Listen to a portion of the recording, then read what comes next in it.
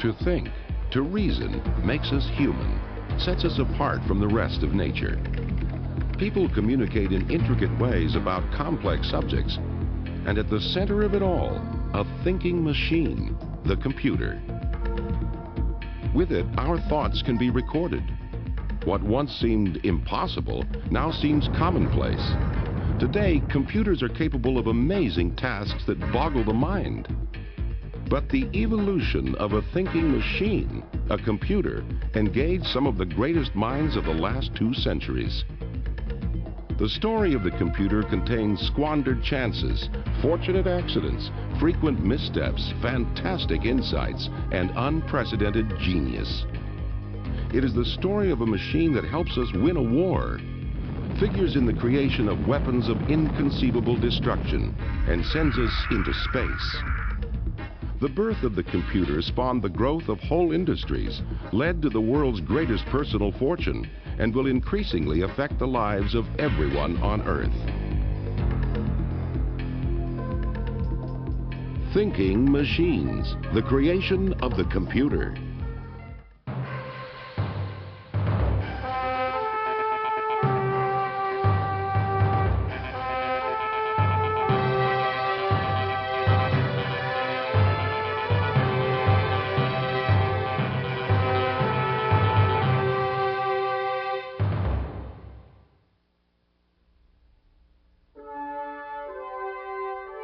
Our world is increasingly filled with countless wonders that would not have been possible without one machine, the computer.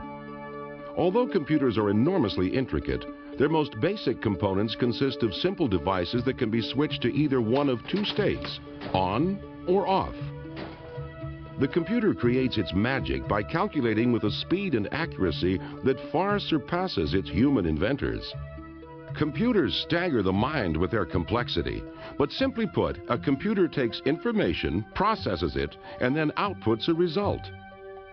It's all done with a unique partnership of hardware and software. Hardware comes in boxes. They're the physical components, such as the monitor and hard drive. Software comes on disks. Software consists of instructions that tell the computer what to do. One way to start this computational partnership is to type on the keyboard, providing input. The input is picked up by the central processing unit, or CPU, the computer's brain. Using instructions provided by software, the CPU processes the input.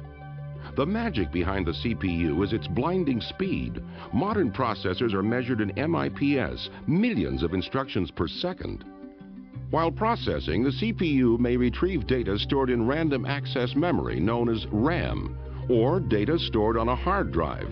Modern RAM is so quick that every second it can send the equivalent of 10,000 typewritten pages of information to the CPU. And modern hard drives can store the equivalent of 250,000 pages of typewritten material. After processing, the CPU outputs information, often on a monitor. The whole procedure is usually so quick that it appears instantaneous. Today, computers are so commonplace we take them for granted. But not long ago, computers only existed in the imagination of a few visionaries. The search for machines that could figure quickly and accurately has seized the human imagination for thousands of years. In fact, the computer's family tree has roots so deep in the past, it's impossible to know exactly where they begin.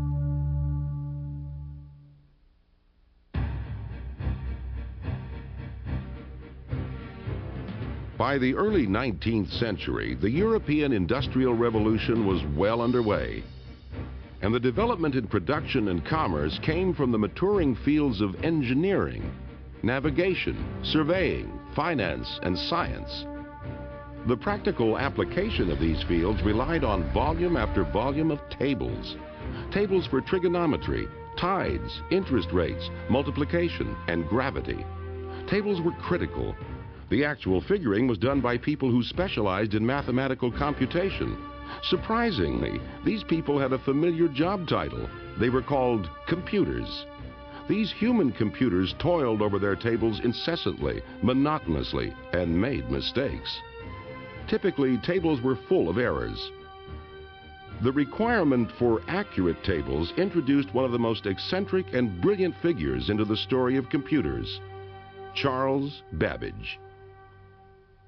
Oh, Babbage was an extraordinary scientist. I mean, Babbage was a great scientist. Babbage was 100 years ahead of his time. You can't say that about many people, but you could say that about Babbage. Charles Babbage represented that extraordinary element of British society, the scientist aristocrat. Many were known for their eccentricities, and Babbage was no exception. As a youth, Babbage devised footwear of hinged boards intended to allow him to walk on water. Never one to shirk adventure, he tried them out himself, but flipped over and nearly drowned. Babbage demonstrated his brilliance in mathematics while attending Trinity College in Cambridge.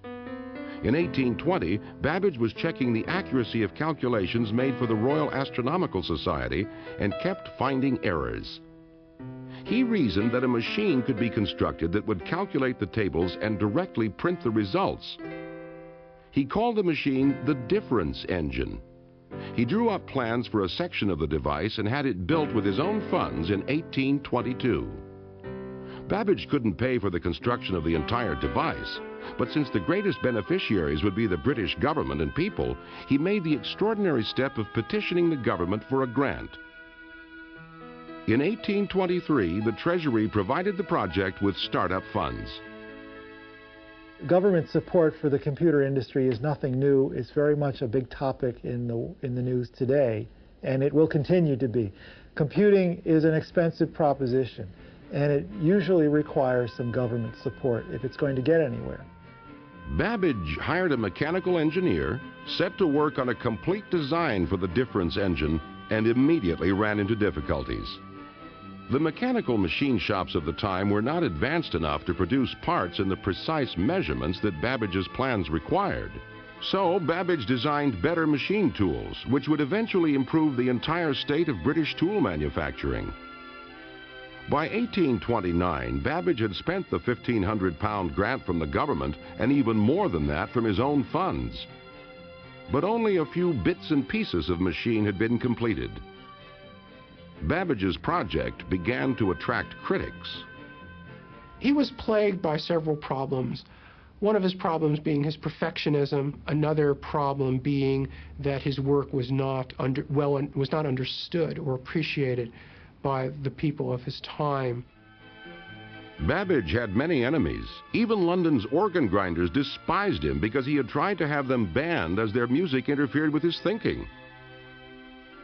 But the inventor continued to toil, and finally, in 1832, there were enough parts to assemble a section of the engine. It functioned perfectly, solving equations and producing 6-digit results. But it was only a small part of the proposed machine. The skyrocketing costs and lack of results finally made the government pull its support from the project. Although disappointed by the cancellation, Babbage had contributed to the project's demise by suggesting that a new device he had conceived, the analytical engine, would be vastly superior to his old design. Babbage, in hindsight, probably should have finished the difference engine and seen how far he could have gone with that before starting the analytical engine. There's no question that the analytical engine was more than he could handle. Babbage was obsessed with his new idea. With the analytical engine, Babbage asked himself, why not build a machine that could solve any mathematical problem? At the age of 43, Babbage had the vision of a computer, a vision he pursued for the rest of his life. The extraordinary fact is that Babbage's overall design for the analytical engine had many components analogous to those in a modern computer. The heart of the machine, the mill, made the calculations, like the central processing unit of modern computers. An oblong structure, the store, held numbers to be used in the calculations, like modern computer memory. Instructions and numbers could be fed into the machine using punch cards. Much of what we know about the workings of the analytical engine came from the writings of Ada, Countess of Lovelace. Among the people who understood what Babbage was doing was a woman named Ada Augusta, who was the daughter of one of the daughters of Lord Byron, the poet. She had studied mathematics as a child and had quite a bit of talent. Ada met Babbage at one of his famous dinner parties that were often attended by the luminaries of British science and engineering. Babbage demonstrated the working section of the difference engine for her, and she was immediately captivated by it. She published a simple description of Babbage's vision for the analytical engine. Ada wrote some descriptions of it, and she also appended to these descriptions a hypothetical way that this machine could solve an equation. And on the basis of those descriptions, people often call her the world's first programmer. But she was never to program a real machine. As Babbage entered the last years of his life, his great work was unfinished. He had become cranky and suffered constant attack by his many enemies. In 1871, when London's organ grinders discovered that Babbage was ill, they surrounded his house and serenaded him, increasing his agony until he died. Only a small portion of the analytical engine was built in Babbage's lifetime. Babbage's vision of the computer fell into obscurity, and except for the detailed texts left by Ada, could well have been forgotten. Babbage's machines, which were never finished, which existed for the most part only on paper, were proto-computers. They were mechanical, they used gears, they used metal shafts. They weren't computers in our sense of the term, that is, they weren't electronic digital computers, but they were abstractly and on paper mechanical computers. It would be nearly 100 years before a programmable computation device would again be conceived.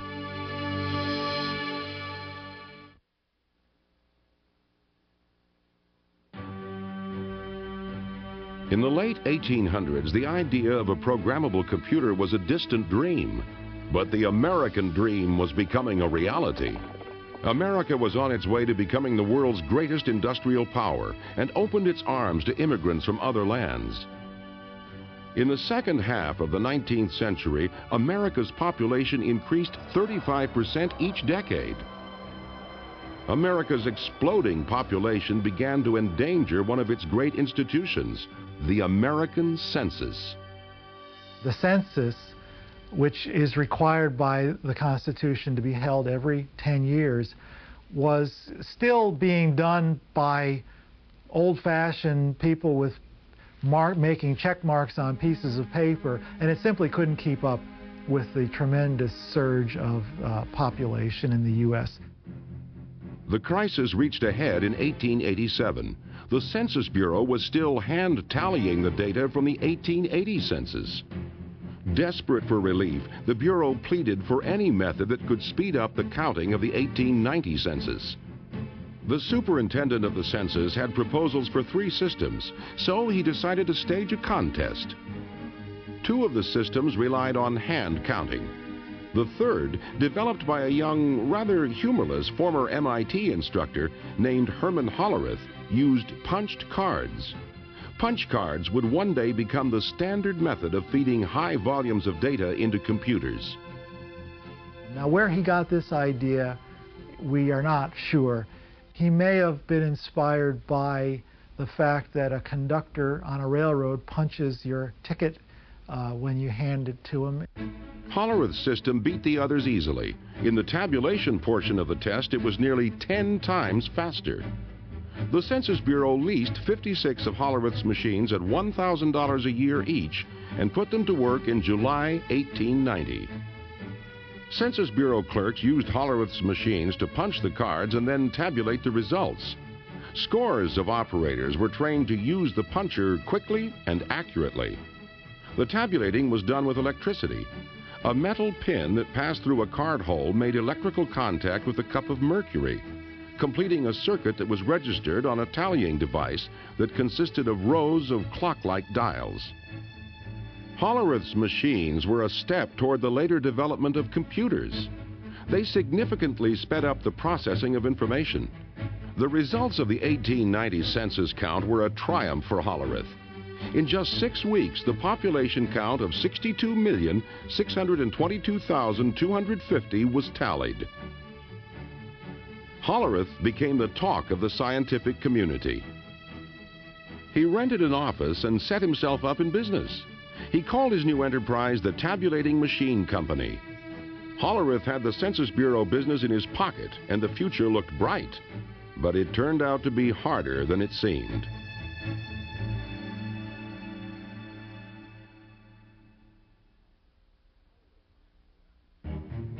Hollerith's natural aptitude for mechanical devices was obvious, but he also proved himself to be a dogged businessman. He drummed up business among one of the biggest industries of the day, the railroads. With the increase in population and the push west, the railroads had grown into enormous organizations with personnel, stations, cars, and customers scattered all across the country. Hundreds of clerks produced tons of paper to help track and manage these vast empires. Hollerith convinced the New York Central Railroad to try out some of his machines. The experiment wasn't a success. Hollerith's machines could compute fast enough for census work, but couldn't keep up with the speed and volume of the railroad business. After 3 months, the machines were removed. Hollerith was short on capital and faced ruin. He moved his family into his mother-in-law's house.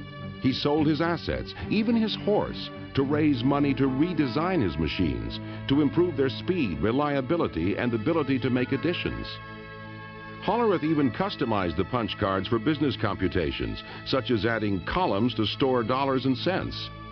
After a solid year of tedious work, Hollerith returned to the New York Central and offered them free use of his new, improved, and faster computing machines for a year. Within 3 months, the railroad was convinced and contracted to lease the machines. The Tabulating Machine Company was back on track. Hollerith had avoided bankruptcy and now had more work than he could handle. And Hollerith, you could say, came along just in time. It was a combination of his invention making this available, but also the need out there required something like that. So it was a convergence of the social needs or the social factors on the one hand and the inventiveness sort of pushing from the other hand. But Hollerith was weary. He was diagnosed with a bad heart and ordered to slow down. In 1911, Hollerith sold his shares in the Tabulating Machine Company for over $1 million. Hollerith's former company was merged with 3 others and, led by master salesman Thomas Watson, grew into a major supplier of business equipment. In 1924, Watson renamed the enterprise International Business Machines, IBM. Because of Hollerith, the name IBM would become synonymous with computers. By the 1930s, as America limped out of the Great Depression, companies like Burroughs and IBM foresaw continued growth and success. Over the next decade, progress would be slow. It would take the destructive forces of World War II to give the computer its next great advance.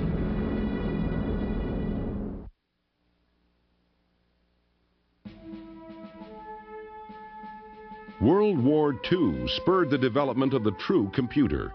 And in the turbulent days before the German blitzkrieg smashed Poland, a young Polish engineer walked into the British embassy in Warsaw and made an astounding proposition. He offered to sell the British the secret to the unbreakable German code machine, the ENIGMA. The British desperately wanted to crack the ENIGMA machine, used by German commanders to encrypt their most secret military radio messages.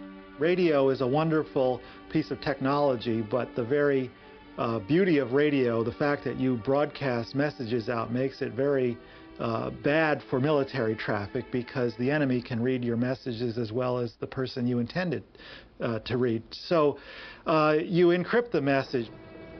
British intelligence supplied the engineer with a fake diplomatic passport and smuggled him out of Warsaw. While guarded by French agents in Paris, the engineer provided details on the code machine's ingenious operation. In the ENIGMA, plugs were rearranged to conform to that day's codebook combination. The power of ENIGMA was that this plug arrangement constantly varied how letters were coded throughout a transmission. The number of letter variations was astronomical, so high the Germans considered their code machine to be unbreakable. But the British now knew how the machine worked. They realized that they could very quickly try different key combinations on a small part of the code. Then, when that small part was broken and the key revealed, the rest could be decoded effortlessly. North of London, at a secret installation in Bletchley Park, British code breakers built a computer-like machine to do just that, Colossus. Colossus used over 2,000 vacuum tubes to process 25,000 characters per second. Colossus could only do one job, but it could compute very quickly. Its deciphered German transmissions were called the ultra-secret, the most closely guarded secret of the war. While the British were now able to read German messages, the question was how to take advantage of the secrets without tipping off the Germans that their code had been compromised. The most senior Allied commanders were privy to ultra material, but had to exercise caution in reacting to it so as not to tip their hand. Ultra information was never revealed to anyone in a position to be captured by the enemy. Field commanders often went into battle lacking information on the enemy that was known to their superiors from ultra dispatches. This secrecy may have also kept Colossus from prominence in the history of computers. While Colossus was breaking German codes, across the Atlantic another computational device was under construction. The machine which would directly influence the design of all future computers was being built in Philadelphia.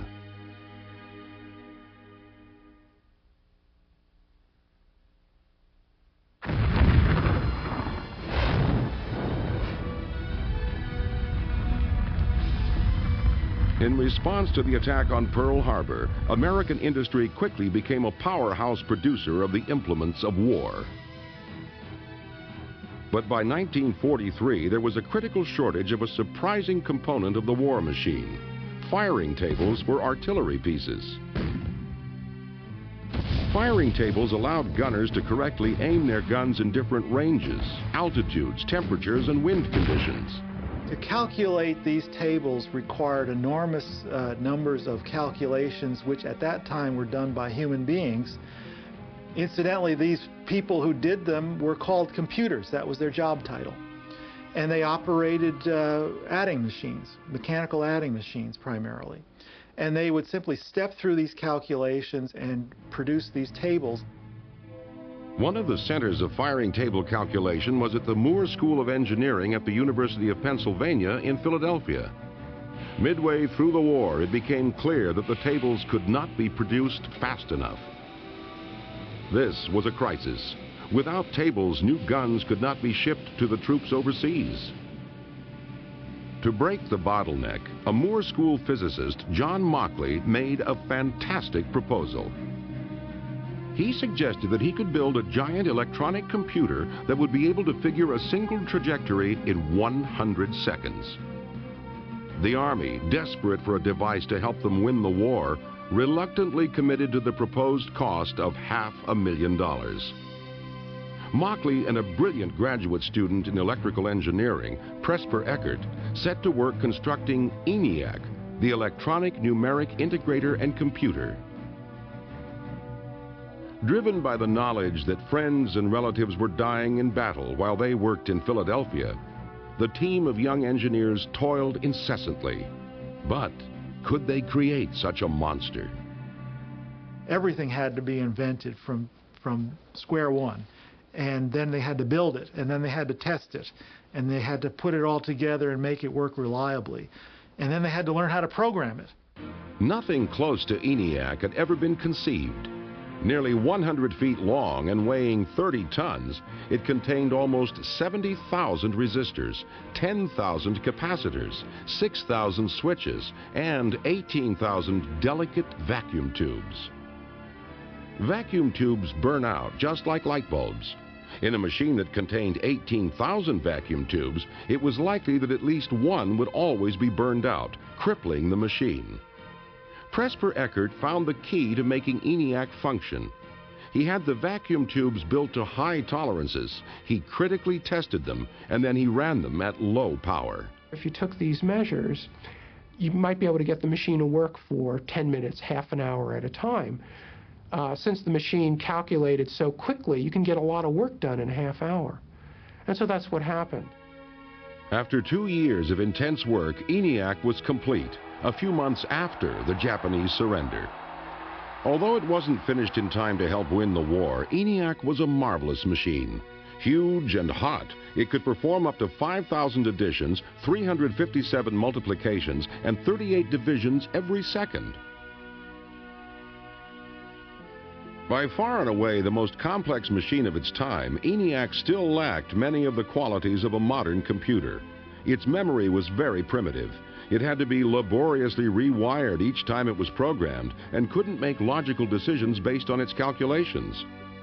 But with tremendous expenditures of time and money, ENIAC had proved that computers could be constructed. However, except for arcane scientific calculation, did anyone really want them? The question lingered, could anyone build a really practical computer?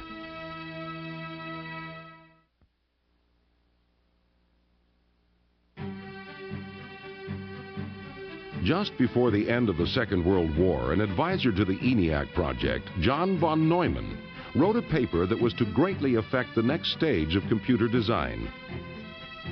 Von Neumann possessed a photographic memory, an incomparably fast mind, and was one of the principal scientists involved in the Manhattan Project, the building of the atomic bomb.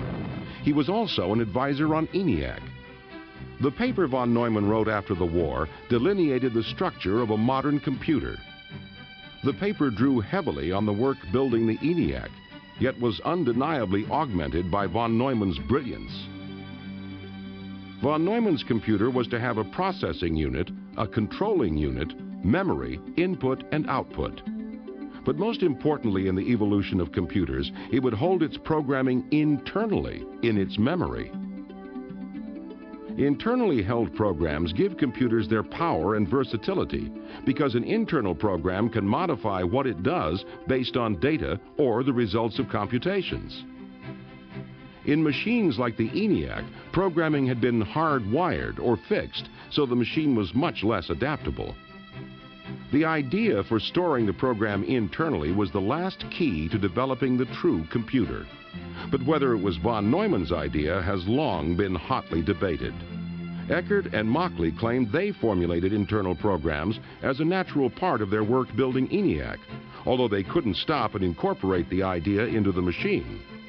But many who read the paper assumed that all the genius behind it was from the great von Neumann.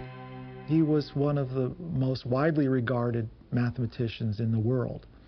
Eckert and Mauchly were relatively obscure. Eckert was a young man just out of school. Mauchly had been a professor at a fairly out-of-the-way college. They didn't have international reputation. Eckert and Mauchly weren't included as authors in the paper. They felt they had been betrayed. The most important effect of von Neumann's paper was to spur computer development. Eckert and Mauchly moved into offices in Philadelphia, hired a staff, and set up a company that would build a business computer. They called it the UNIVAC. They signed a fixed-cost contract to build a UNIVAC for the Census Bureau, rolled up their sleeves, and went to work. Unfortunately, building UNIVAC turned out to be a monumental undertaking. As they struggled to make UNIVAC real, they also struggled financially and needed to be bailed out by a series of larger companies. They eventually joined forces with Remington Rand, a flourishing typewriter manufacturer. In March of 1951, after 6 years of toil, they finally delivered the first UNIVAC to the Census Bureau. Unlike ENIAC, the UNIVAC was an entire computer system designed for business. UNIVAC could be programmed for a variety of data processing tasks. Compact tape drives held data, and results were automatically printed. But even with the backing of Remington Rand, sales remained slow. Very few people understood how useful a computer could be. That perception changed dramatically one night in 1952. In a brilliant public relations move, Remington Rand arranged with CBS to use a UNIVAC on election night to predict the outcome of the presidential race between Dwight Eisenhower and Adlai Stevenson. Polls said the race was too close to call. No one had ever programmed a computer to make electoral predictions. Eckert and Mockley's engineers entered their customized algorithms right until airtime. The operators fed in the results of selected eastern precincts and at 9 p.m. ran their program. UNIVAC predicted a landslide for Eisenhower, but the polls said differently. The operators didn't believe what UNIVAC was telling them and assumed their programming was at fault. Quickly, they reprogrammed the machine to better reflect what the experts predicted.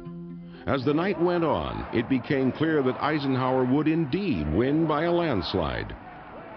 CBS sheepishly announced that they hadn't believed the machines. When all the votes were tallied, UNIVAC's initial prediction was off by less than 1% of the final result, an extraordinary prediction even by today's standards. The power and utility of the computer had been proved.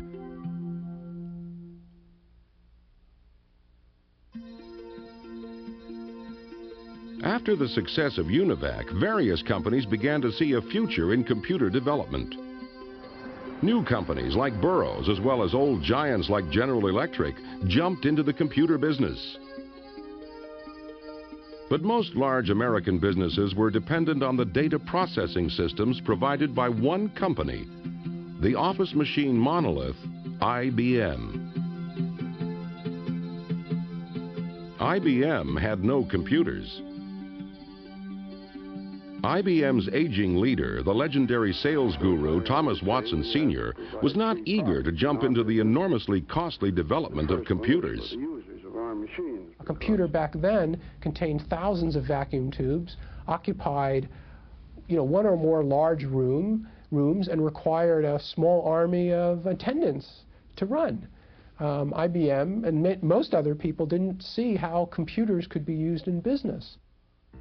It took Watson's son, Tom Watson Jr., to lead IBM into the computer age.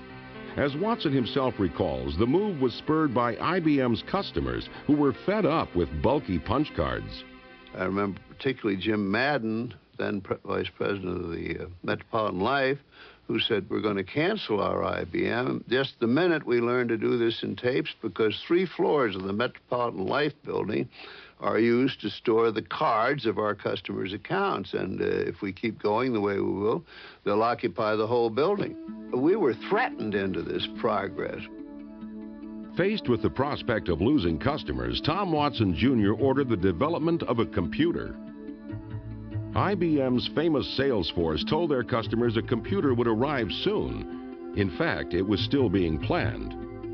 Finally, in 1953, IBM unveiled the 701. Although technologically inferior to the UNIVAC, the 701 and other early IBM computers were hits with the customers because they conformed to standard IBM systems and support. IBM saw the future, and it was computers. They redirected corporate efforts to computer development. IBM's efforts paid off, and by the beginning of the 1960s, the company's large mainframe computers dominated the business. But the development of the computer was about to go in an altogether different direction.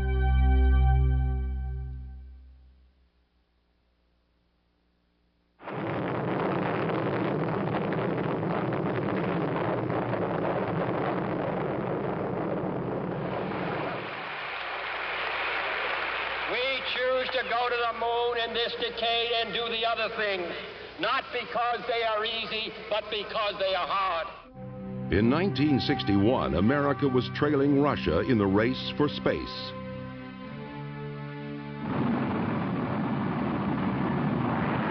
(1961), a year of achievement for Soviet scientists in the race for space. Yuri Gagarin has become the first human to orbit the Earth. and crowds in Moscow's Red Square salute the 27-year-old cosmonaut. As NASA engineers began planning the lunar mission, they realized a computer as powerful as one currently the size of a room must be on board. The engineers wondered, is such a small computer even possible? The first great breakthrough that would lead to computer miniaturization had already been made on December 23, 1947, when three scientists at Bell Labs, William Shockley, Walter Brattain, and John Bardeen, invented the transistor. Formed on the semiconductor silicon, the transistor could replace large vacuum tubes in computers. Compared to vacuum tubes, transistors were tiny, required little power, and produced little heat. The breakthrough was sufficiently important that the three inventors of the transistor were awarded the Nobel Prize. A computer that could navigate to the moon and back would require thousands of transistors, and although small, they were not nearly small enough. The next step in miniaturization occurred in 1959 when Robert Noyce and Jack Kilby, engineers for rival transistor manufacturers, independently came up with breakthroughs that led to the same revolutionary idea: an entire network of electronic components. Transistors, diodes, capacitors, and resistors could be incorporated onto a single chip of silicon. This great innovation in electronics was called the integrated circuit. Using integrated circuits, a 10-ounce computer was built that was as powerful as a 30-pound one made of transistors. But integrated circuits had an inherent problem. They were difficult to manufacture and therefore were expensive. But the space race had started just in time to pay for them. In 1969, 5,000 integrated circuits made up the heart of each of two identical computers, one on the lunar orbiter and one on the lander. For their size, these were the most powerful computers on Earth, soon to leave the Earth entirely. Beautiful, just beautiful. I'm going to step off the limb now. As Neil Armstrong took one small step in the lunar dust, Intel engineer Ted Hoff was making the last great leap in miniaturization, developing an idea that would put an entire computer on a chip of silicon, the microprocessor. The genie would be out of its bottle, beginning the computer revolution and changing the world forever.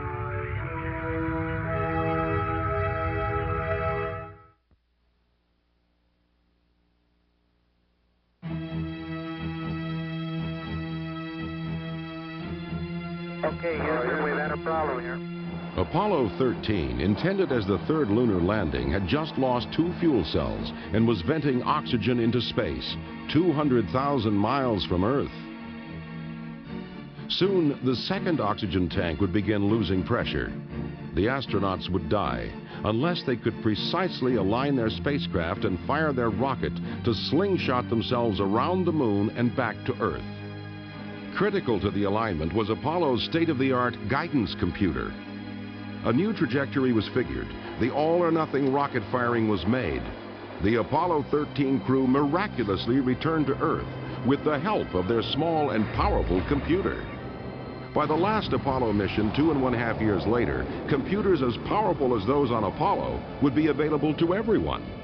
That was because soon before the Apollo 13 flight, an engineer at Intel, Ted Hoff, had come up with an ingenious idea.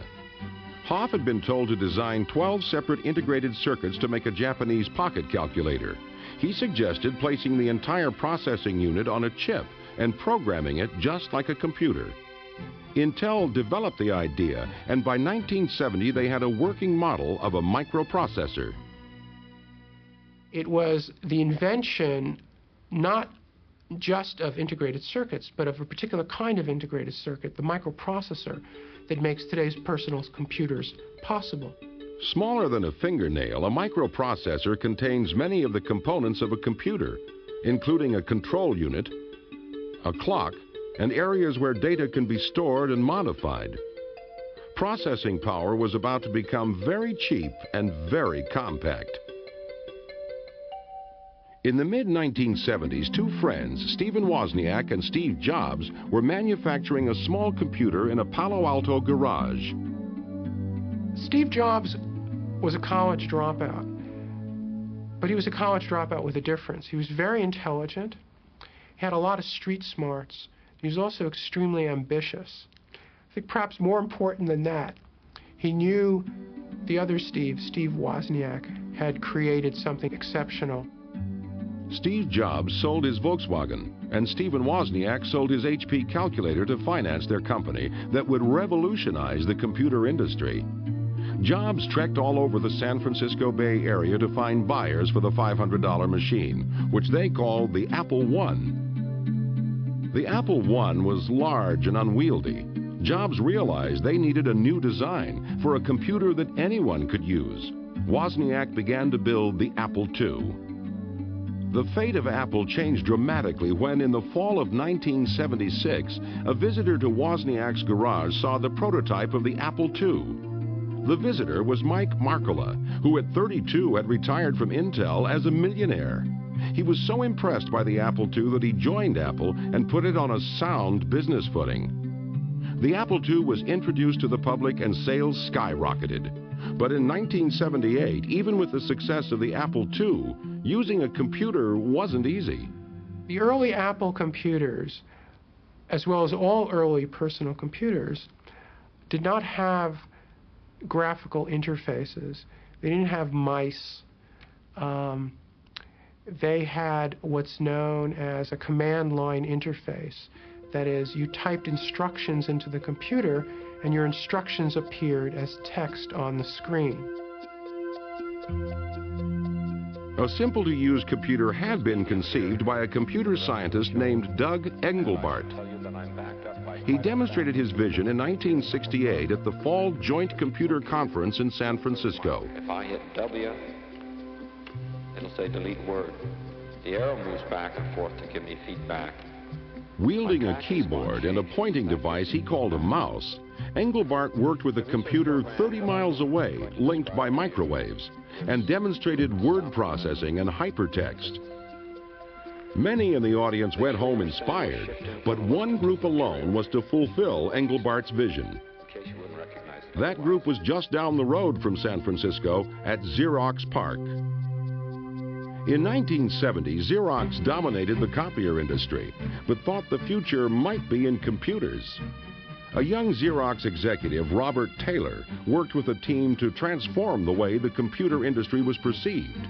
As Robert Taylor himself remembers, the chairman of Xerox at the time, Peter McCullough, made a speech where he said that Xerox was going to become the architecture of information.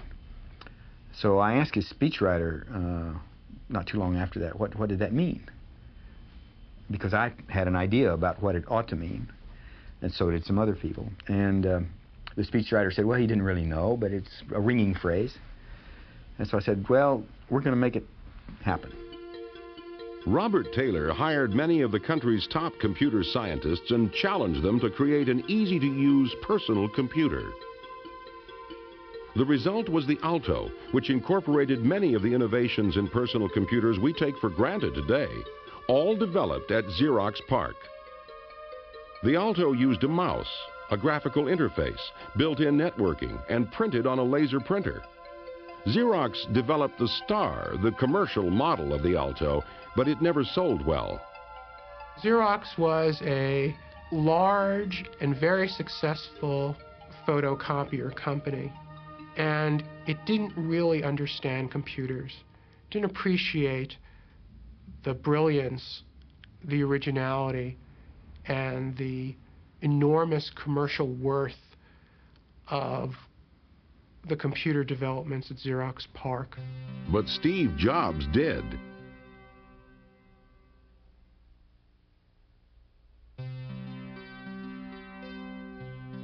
In 1979, Steve Jobs visited Xerox PARC and saw the Alto. He returned to Apple and immediately set to work on what would become the Macintosh computer, the first popular personal computer similar to those used today. What made the Macintosh easy to use was its operating system and applications, otherwise known as software. Increasingly, software was dominating the advances made in computers. Bill Gates, the young president of computing software company Microsoft, understood the importance of software to the future of computers and parlayed this vision into a vast software empire, making him the richest man in the world. The dream of a machine that could think had come from a mechanical device to an electronic one, where the bits of coded information that ran it were as important, perhaps more important, than the machine that they controlled. This may have been the best evidence that a thinking machine had arrived and could now be placed on your desk. Soon, nearly half the jobs in America would use the computer.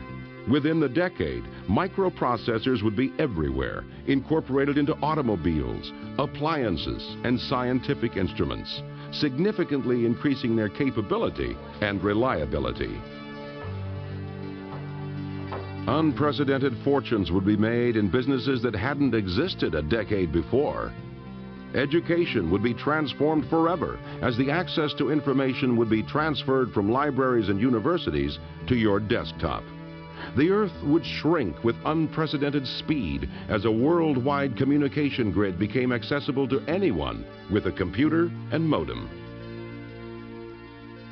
And even now, the evolution of a thinking machine isn't finished. Computers have already changed the way we live, and they'll change the way we explore our world and other worlds in the 21st century. They will take us to distant galaxies, and they will connect us right here on Earth. Computers will continue to become more interconnected. They will continue to become smaller, faster, cheaper. And software will become more powerful. Minds that have yet to be formed will mold this power to create new marvels inconceivable to us today.